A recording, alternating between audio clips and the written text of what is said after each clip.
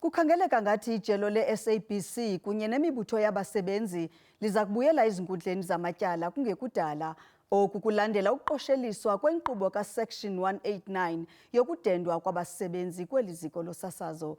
iSABC idende abasebenzi ababalelwa ku-621, kuquka kubo nabo bazithathele ngokwabo umhlala-phantsi phambi kwexesha.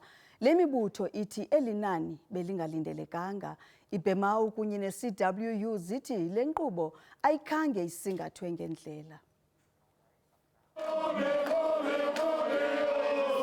Ekuqaleni konyaka ngoJanuwari abasebenzi base-SABC barhuqa inyawo emsebenzini kwilinge lokulwa nenkqubo kaSection 189 yokudendwa kwabasebenzi. Le nkqubo yaphembelela ekubeni imibutho yabasebenzi ibhenele kwiinkundla zamatyala. It's extremely sad that that 621 employees will be without a job by the end of this particular month.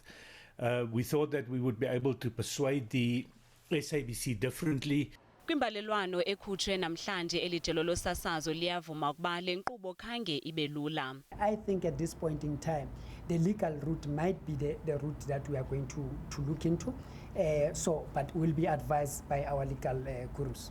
Imibutho yabasebenzi ichaza njengentlekele inkqubo yokudendwa kwabasebenzi kweliziko. Le mibutho ithi zakubuyela kwiinkundla zamatyala nanjengoko ifumene izikhalazo ezininzi kubasebenzi.